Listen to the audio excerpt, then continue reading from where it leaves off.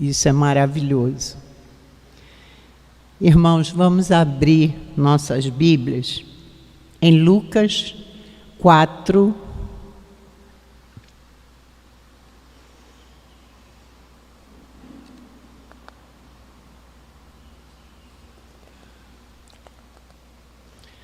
Lucas 4,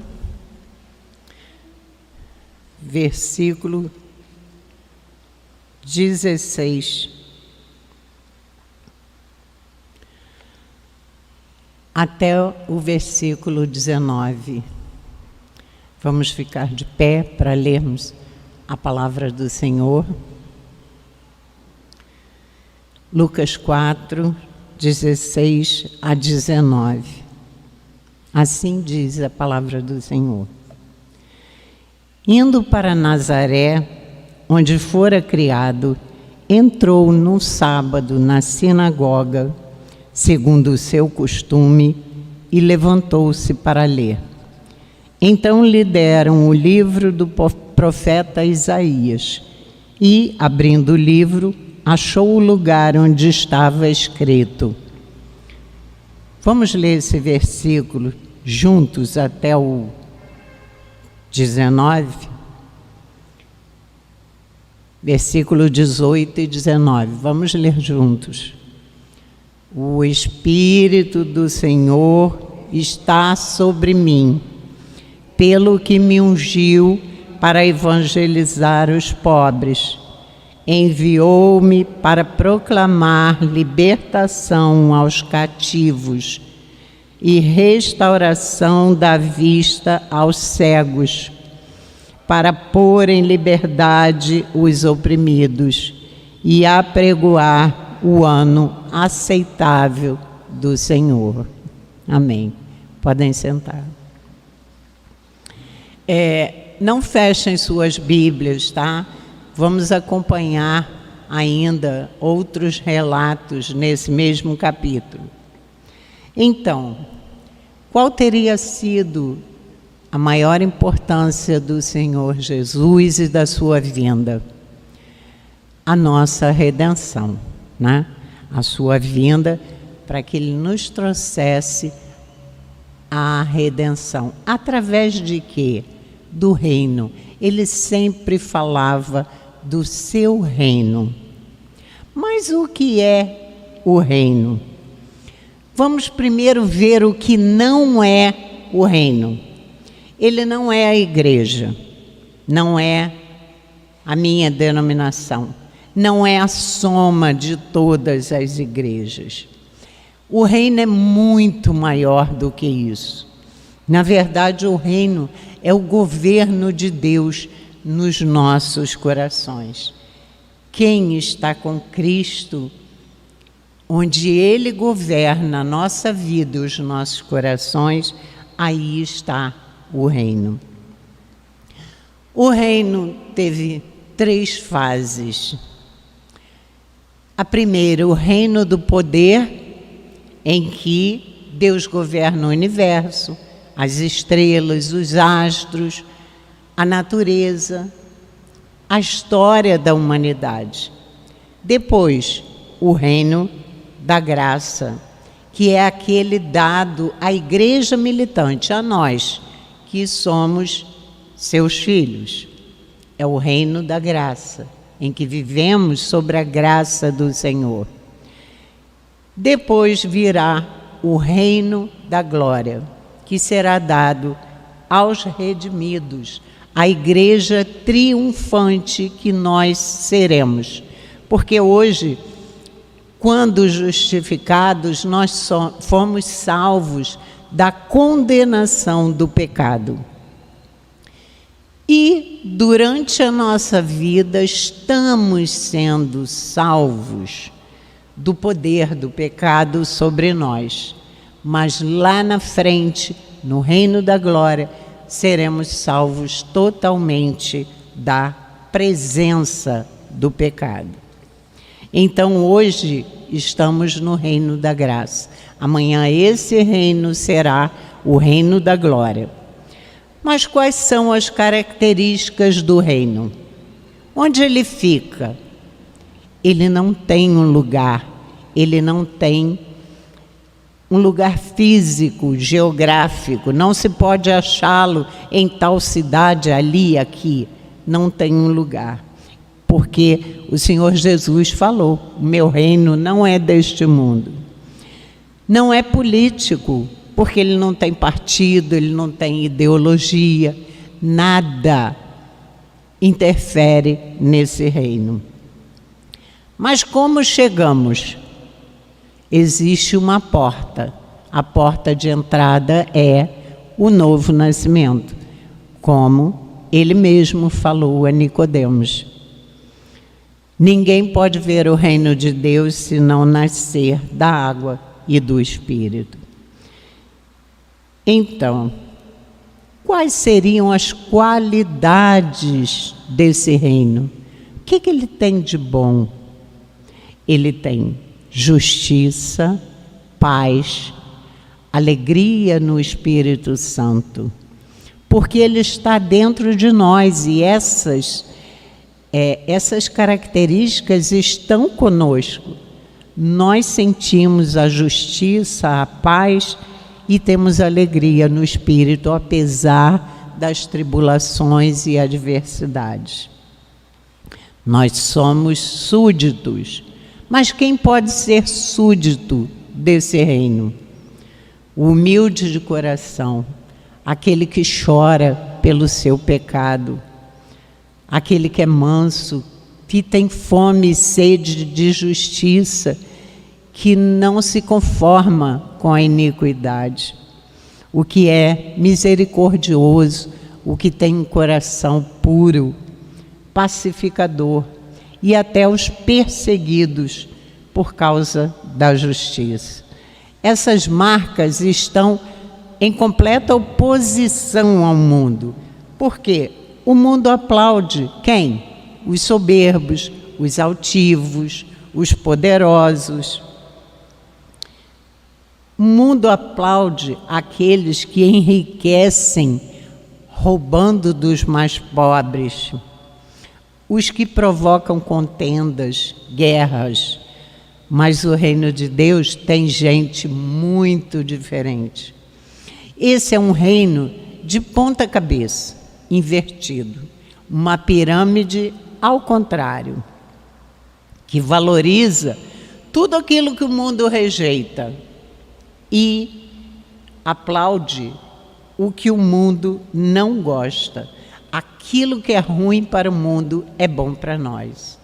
Aquilo que o mundo odeia, rejeita, é o que nós amamos, a nossa fé, o nosso Senhor. E nele não existe poderoso. O menorzinho, o primeiro é aquele que serve.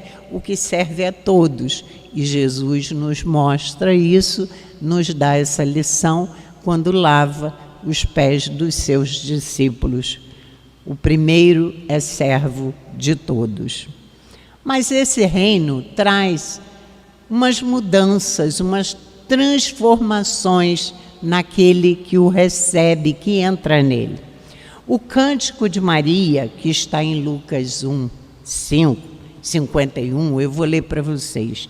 Diz assim: dispersou os que no coração alimentavam pensamentos soberbos. O Senhor dispensa os soberbos. Derribou do seu trono os poderosos e exaltou os humildes. Ele faz essa revolução, né? E também a da parte financeira, econômica. O Senhor olha por aqueles que têm necessidades na alimentação. E no versículo 53, ela diz, Maria, encheu de bens os famintos e despediu vazios os ricos. Nós nunca vimos um justo passar necessidade. A palavra diz, porque Deus proverá. Então ele faz isso aos seus pequeninos. Ele vence preconceitos. ele quebra barreiras e ele busca os gentios, os perseguidos, os rejeitados. É completamente diferente daqueles que talvez nós escolhêssemos.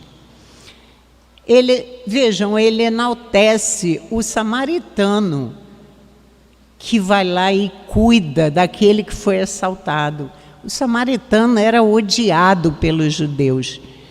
E ele nem fala nada dos levitas, do levita e do sacerdote que passaram e deixaram para lá. Mas ele enaltece aquele humilde samaritano rejeitado de outro povo que vai lá, cuida, leva a pessoa, ajuda. O Senhor Jesus enaltece a mulher samaritana, que tinha passado por 5 divórcios, né? Nós conhecemos a história. E ele, conversando com ela começa a ver o reino. E ela sai disparada, feliz, transformada numa mensageira, que vai à cidade falar de Jesus e traz a cidade até Jesus. Ela é transformada numa missionária pelo Senhor Jesus. Vejam, ele chama Mateus, uma pessoa odiada, um funcionário público do sistema romano, e os judeus o odiavam, mas o Senhor Jesus chama Mateus. E ele chama Simão Zelote. Os zelotes eram aqueles que estavam preparados para a guerra, pegavam em armas e queriam uma revolução através de luta. E vejam bem, o Senhor pega Mateus, odiado, Simão Zelote, que queria brigar, 2 completamente diferentes, e põe os 2 juntos. Ele faz de Madalena, uma mulher com 7 demônios, a primeira testemunha da ressurreição e a primeira proclamadora da gloriosa mensagem de ressurreição. Ele pega um homem com 6.000 demônios, que tinha uma legião, né? Que são 6.000, ele liberta. E quando ele quer segui-lo, ele fala: não, vai para a tua casa e conta o que aconteceu. E transforma em um missionário. Ele pega rudes pescadores, como Pedro, Paulo, e faz deles homens de fé, e os ensina, e os escolhe para viver com ele e aprender, para que eles transformem o mundo, levando a sua palavra. Ele faz de Saulo de Tarso o maior perseguidor dos cristãos, no maior missionário que tivemos naquela época. E Jesus é a nossa maior aspiração. Ele é uma pérola de grande valor. É o tesouro escondido que nós devemos ter e buscar. Então, como ficar fora desse reino, da festa do Rei e da salvação? Mas a oferta do reino. O que o reino oferece aos seus súditos? Se nós voltarmos ao versículo 18 dessa passagem de Isaías, nós vemos as boas novas. Primeiro, evangelizar os pobres. Aquele que tem espírito humilde. Embora o Senhor Jesus não condene a riqueza, existem ricos que estão no reino. Esse reino é para aqueles que não têm nada, que não podem exigir nada, que sabem que não têm méritos, que são carentes da graça do Senhor. para pessoas sem recursos na vida. E João Batista começa ensinando aos soldados que perguntam: o que devemos fazer? E ele responde: quem tem 2 túnicas, que reparta e se conforme com o soldo que recebem. A segunda parte dessas boas novas, ele fala sobre a libertação aos cativos. Porque todo ser humano que está fora do reino, que não nasceu de novo, está cativo. E a libertação só ocorre por ele. Ele rompe as cadeias. Se o Filho vos libertar, sereis livres. Então, onde o reino chega, essas correntes são quebradas, as algemas, e acaba a opressão. Pode não acabar no lugar fisicamente com os opressores, mas acaba no coração. A terceira parte é sobre restaurar, dar vista aos cegos. Ele curou cegos, coxos, a mulher hemorrágica, loucos, mostrando o braço da misericórdia de Deus. Mas dar vista a cegos é muito mais do que só o que está escrito, porque 2 Coríntios 4, Paulo nos diz que o diabo cegou o entendimento dos incrédulos, e quando ele cura os cegos, ele não cura apenas fisicamente, ele cura espiritualmente, derrubando as escamas, transformando.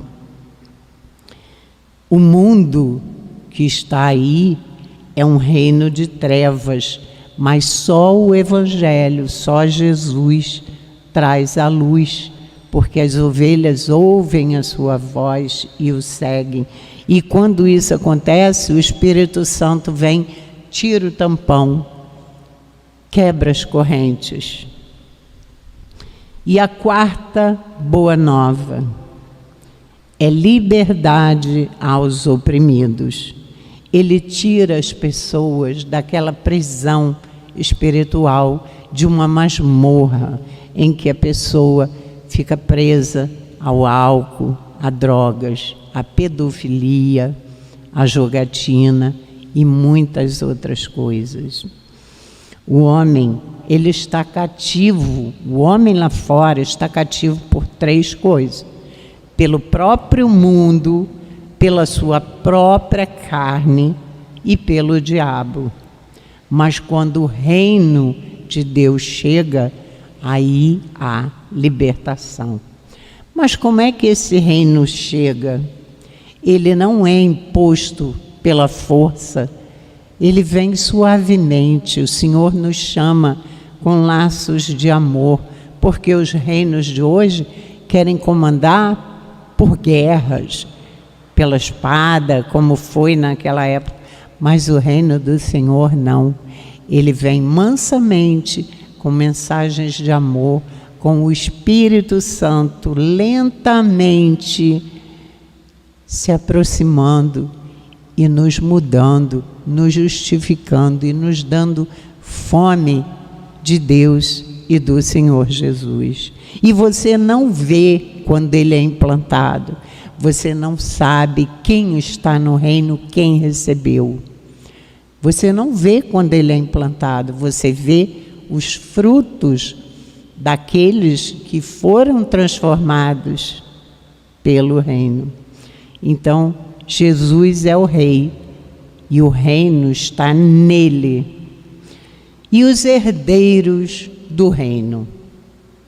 Falando dos herdeiros, nós vemos aí nessa passagem, no versículo 22, aí em Isaías, a mesma, Isaías 4, lá no versículo 22, diz que quando ele começa a falar, as pessoas se maravilhavam das palavras de graça E aí se perguntaram, poxa, mas quem é essa pessoa?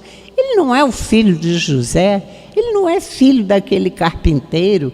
Porque ele morava em Nazaré, era uma pequena vila e todo mundo ali se conhecia. Então eles ficavam imaginando como ele pode ter toda essa sabedoria. Ele não é o filho de José que todos nós vimos crescer? E aí alguns pedem, Senhor, faz aqui o que fizeste em Cafarnaum, porque já havia corrido a fama de Jesus e o que ele já havia feito.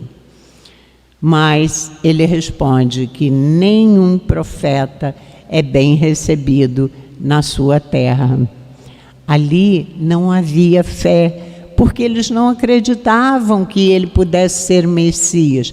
Não, esse cara nós vimos crescer, ele é filho de Maria, de José, esse não pode ser o Messias. Não havia fé nele. E ele fala, no versículo 26, que haviam muitas viúvas na época de Elias, mas Elias foi enviado à viúva de Sarepta, que era uma gentia.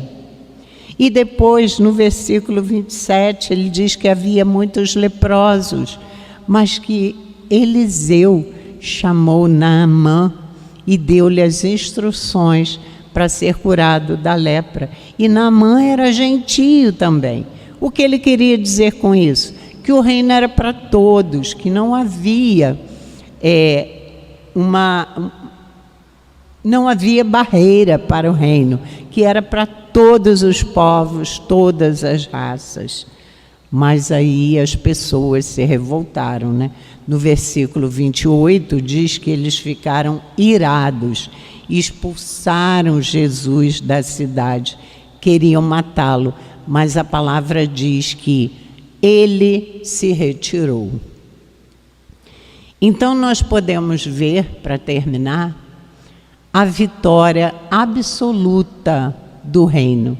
Quem poderia imaginar que as palavras que Jesus falava, um homem com 12 apóstolos, seguindo 12 pessoas simples, pescadores, pessoas meio que duvidosas para os outros, seria o que somos hoje. Pois é, aqueles nazarenos rejeitaram Jesus, né? Queriam matá-lo, mas ele se retirou. Mas isso não impediu o reino de avançar. Você pode rejeitar Jesus, mas isso não impede o reino de avançar. Herodes quis matá-lo, mas também não conseguiu impedir. O diabo tentou o próprio Senhor Jesus, frente a frente, e tentou também usando pessoas como Pedro, e também não conseguiu. As multidões queriam fazê-lo rei, achavam que ele era o rei como Davi. Tentaram colocá-lo como rei, mas também não conseguiram impedir o avanço do reino. Os religiosos chamaram Jesus de blasfemo, de impostor, de endemoniado, mas também não conseguiram impedir o avanço do reino. Os sacerdotes tramaram para matá-lo e o pregaram na cruz. Mas, irmãos, foi exatamente nessa cruz que ele abriu as portas do reino para mim e para você. Então nós somos súditos desse reino, vivemos dentro desse reino e o reino vive dentro de nós. Aqui nós temos lutas, choros, dores, tribulações, vários problemas, dificuldades, mas a nossa esperança está no dia em que ouviremos o nosso Rei falando: vinde benditos de meu Pai, Entrem na posse do reino que vos está preparado antes da fundação do mundo. E aí não haverá choro, nem lágrima, nem dor, nem luta. Então, o reino da graça, que é o que vivemos hoje, será o reino da glória. E estaremos sempre com o Senhor. E os reinos do mundo serão para sempre do Senhor e do seu Cristo. Amém.